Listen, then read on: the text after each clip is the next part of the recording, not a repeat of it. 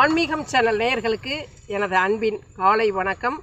இன்றைய பதிவில் நாம் கேட்கலாம், இறைவன் என்பவர் பொதுவானவர் தானே, ஏன் ஒருவரை உயர்ந்த நிலையில் வைத்துள்ளார்?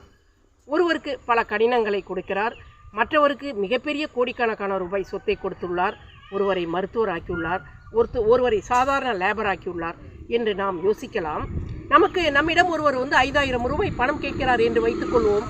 நாம் அந்த 5000 ரூபாய் பணத்தை அவருக்கு கொடுக்கும் முன்பு அவரை பற்றி நிறைய யோசிப்போம். இவர் நம்மிடம் எப்படி நடந்துள்ளார்? நம்மிடம் நல்ல நட்போடு உள்ளவரா? நம்பிக்கைக்குரியவரா? நமக்கு அறிமுகமானவரா? இவரிடம் 5000 ரூபாய் பணத்தை நாம் கொடுத்தால் பத்திரமாக வட்டியோடு திருப்பி கொடுப்பாரா? அல்லது நாம் கொடுத்த பணத்தை நல்ல வழியில் அவர் செலவு செய்வாரா? இது உபயோகமானதாக இருக்குமா என்று பல கேள்விகள் கேட்ட பிறகு நமக்கு நாமே முடிவு செய்து அவருக்கு கொடுப்பது கொடுக்காது தீர்மானம் செய்வோம். அதுபோன்றுதான் பகவான் நம்மை உயர்ந்த இடத்தில் வைக்கும் பொழுது, இவர் இந்த பணிக்கு தகுதியானவரா?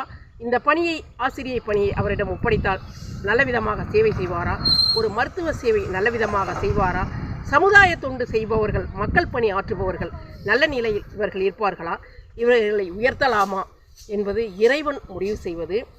ஆக நாம் இறைவனிடம் நன்கு பரிச்சயத்தோடு இறை தொண்டு சேவை நாம் செய்யும் பொழுது, ஆலயங்களுக்கு சேவை செய்யும் பொழுது, இடைவிடாது கோவில்களுக்கு போகும் பொழுது, சிவ பூஜை செய்யும் பொழுது, இறைவனை நமஸ்காரம் செய்யும் பொழுது நம்மை படிப்படியாக இறைவன் உயர்த்தி எல்லோரையும் நல்ல நிலையில் வைப்பார் என்பது உறுதிதான்.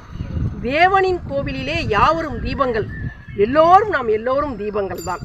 அந்த தீபம் நல்ல விதமாக எரிவதும், குறுகிய காலத்தில் எரிந்து அணைவதும், பிரகாசிப்பதும் இறைவனின் கையில் உள்ளது. ஆகவே இறைவனை வணங்குவோம், ஆன்மீக சேவை செய்வோம், வாழ்வில் உயர்வோம் என்று கூறுகிறேன். இதை பார்க்குறவங்க லைக்கு, ஷேரு, சப்ஸ்கிரைப் கொடுக்கணும்.